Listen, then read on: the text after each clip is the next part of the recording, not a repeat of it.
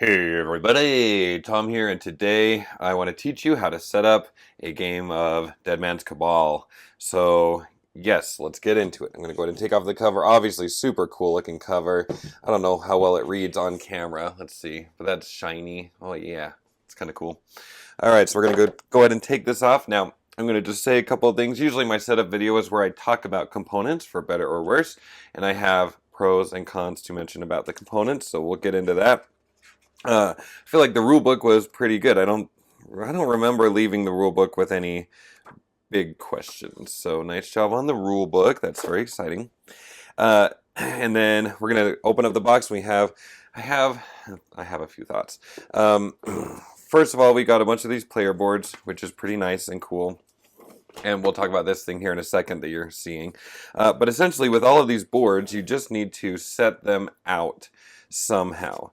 Now, there is, oh man, how do I want to set these out? I think I'll put these two together because they're both kind of scoring things. And other than that, we can just kind of lay stuff out and about like that-ish. Now, in the game, there is this Oracle board. And this is kind of like end game scoring. There's like an area control aspect with this thing. But the problem is it's kind of tricky, especially for new players, to know exactly how this thing scores.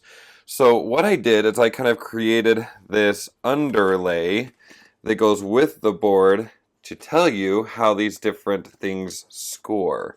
So I'm going to put a link in the description of this video to my website, and if you go to my website and find the Dead Man's Cabal part of my website, you will find a link on this file, so you can make this yourself. But it's essentially just, it is, oh, can you see it? No. It's an 8.5, it's a little bit bigger than an 8.5 by 11. So this back part is just an 8.5 by 11 paper, and then each of these trapezoids is a different paper that you can cut out and then assemble it like that. I couldn't get it to all fit on one paper and be graphically nice and usable and all of that stuff. So that's what I'm going to be doing for the video, is just providing this to make scoring just a little bit easier to teach and to learn as we're playing. Okay, we also have this big board here, and as I mentioned, we kind of just lay this stuff out, and then I'll make it camera friendly. Oh, that's not on somehow. Now, there are included in the game these hallways that serve no gameplay purposes at all, but you can just make it look like a dungeon if you connect things like however you want to connect them. Okay, I guess. I just feel like it's a waste. My understanding, I was reading online, is that they did that because they had extra space on the punch board, on the various punch boards. But I just can't imagine, if you only put things that you needed in the game on the punch boards, you should have been okay. I don't know, this seemed a little silly. So I will not be playing with these hallways. That'll give me freedom to move the pieces of the board around as needed. Now, it's been a long time since we've seen bags, but I'm going to use bags for my storage solutions here. And there's no red player, so let's do blue and purple. Let's do blue and purple. Okay, so each player is going to have a bag of, I think there's 21 cubes in here. So we're going to take those out. We have these tile-like things, and these tiles need to go over here with the Scriptorium. So I'm just going to put these here for now. We'll get closer there in just a second. Man, we have another board. So we've got this, I don't know how to pronounce it, ossuary. So let's take that board out as well. Okay, we have these void tokens. We're going to just kind of put those to the side for now. We have a deck of cards. That's going to go with the yellow skull board. I don't know how to pronounce these words, the whatever that's called. And then, oh, I took these out. This is a Geek box that I got online. That's the name of it, Geek, G-E-E-K. There's a weird spelling in there somewhere. I don't remember how it is. But yes, so in this box we have a whole bunch of bones, and also this one cool like cow skull thing. So this thing needs to go with the ossuary. And these bones are going to be kind of like currency. So they're just going to kind of be in a spot for now. We're going to need to do some stuff with those in a second. And we're also going to have this bag this draw bag, very good quality, nice cloth, denim-y, claw, or whatever, bag of skulls. And it's hard to tell, but these are black, gold, white, and there are some red ones in here as well. Oh, there you go. Okay, now that we have everything out of the box, I think what we should do is let's look at these spaces one at a time and get them set up as needed with the various pieces we've taken out. Okay, let's start over here with the Scriptorium. This is going to be the most fiddly one for sure. But basically you have these tiles and they do have a front and a back. And essentially we need to fill up in a 2-player game these bottom 3 rows. And then in a 3-player game we'd fill up one more and then one more of these rune tiles face up. Now I imagine you could get very picky and careful with how you do this. I just like to get it done, so we're going to just dump them out and just arrange them like this-ish and make sure that they're face up as you put them down, and we'll see how far this gets us. Something like this. Obviously I could spend a good while making sure these were like shuffled face down and all that stuff, but I'd rather just get it done. Okay, so these runes are not going to be used, the ones that are left in this bag, so I'm just going to put those to the side. And what we need to do with these ones, the dark ones, is kind of something similar, except we need to create a face-up line, and then we're going to have a face-down pile, so I'm not quite sure how to do that. I guess we'll just get them all face down. And something like that. Oh, a couple more face downs. Sure. Okay, they're all face down. We'll do our best to stack these up. And I'm going to do 2 piles. I'll do like a reserve pile and then the actual pile. I really kind of hate in any game this process of flip all the tiles upside down and shuffle them and blah, blah, blah, blah.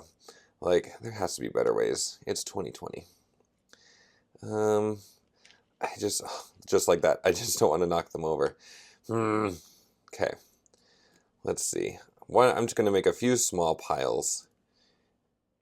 Oh my gosh. This thing drives me crazy. Does anybody have a better solution for this than whatever crap I'm pulling?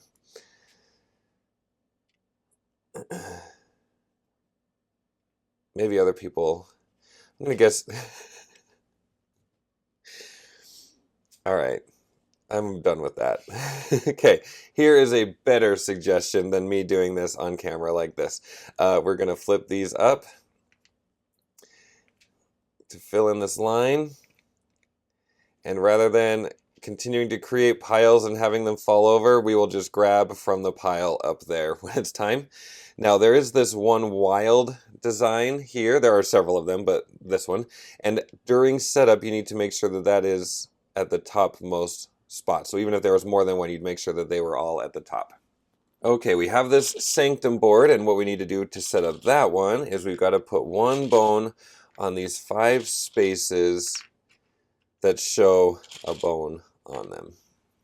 And on this sepulcher, yeah, we're going to take the bag of skulls, and we're going to put 1 skull on each of these spots in a 2-player game, just the empty ones, 3-player game also here, 4-player game also there. So we're going to just kind of lay these out. Now, the rulebook does a great job of distinguishing the black skulls from the gold skulls, but they are kind of tricky to see. I'm not sure how this is going to read out, and I'm not sure, just knock those over, how to make that any easier as we're going on here. But that's the general idea. I guess you can kind of see that's black and that's gold. I just wish it was definitely more exaggerated. This should have been yellow, in my opinion, not just brownish, but it is what it is. And sorry, as I mentioned, some of my component complaining happens during setup just because that's where I'm interacting with it and think about it, and I usually don't forget to think about that during the end of the game. So anyway, or like when I'm doing my wrap-up thoughts. All right, so for this board, we're going to just go ahead and shuffle this deck of cards and reveal 3 cards face up. But then also while we're here, each player is going to start with 2 cards. So I'm just going to go ahead and give 2 to the blue player and 2 to the red player. Well, they're not red, they're purple. Oh, that's going to be tricky. All right, over here with the ossuary, I don't know how to pronounce that. We're going to go ahead and put this skull right here in the middle. In theory, it stands up better. There we go. And then what we need to do is we need to get 9 skulls to fill up these spots right here. So we'll just go ahead and lay these out like this.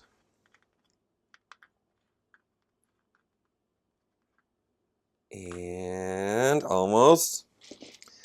3 more. 1, 2, 3. Okay, that board is ready. All right, let's get the player board set up before we set up the scoring area. But basically, if you're new to my channel, I always like to just put down a piece of colored paper so it's really easy to tell which player we're looking at as the camera moves around.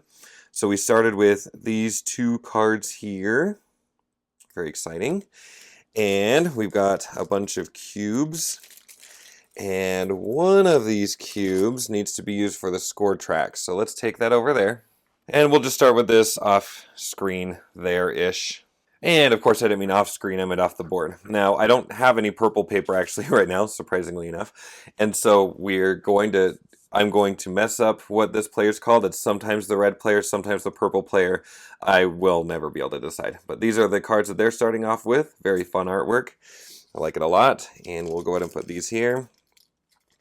Pull out the cubes like that and take 1, and it will go right here.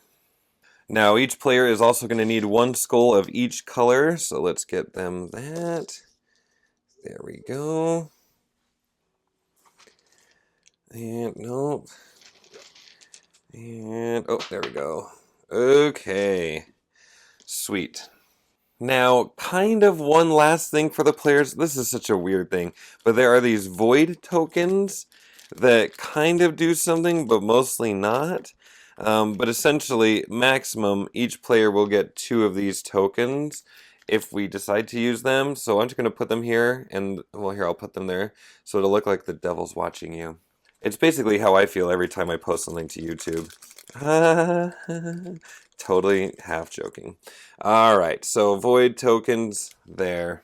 And there we have it. We are set up, ready to play a game of Dead Man's Cabal. A very fun puzzler with puzzles. It's very puzzly. And oh, I just was going to say this. This game gets a lot of praise for great components. And I do want to second that in the plastic pieces department. And even the boards, the artwork looks good and the card artwork looks, you know, super amazing. But yeah, these bones are so fun and the skulls are very cool. Big misstep with the coloring of the gold skulls. We can't piddle around that. Is that a saying? Sure. The other thing that I will mention is, I already mentioned the punch board thing, but the last thing is this insert. So the game comes with an insert, and you know, I always love an insert, but I hate inserts that only account for half of the stuff.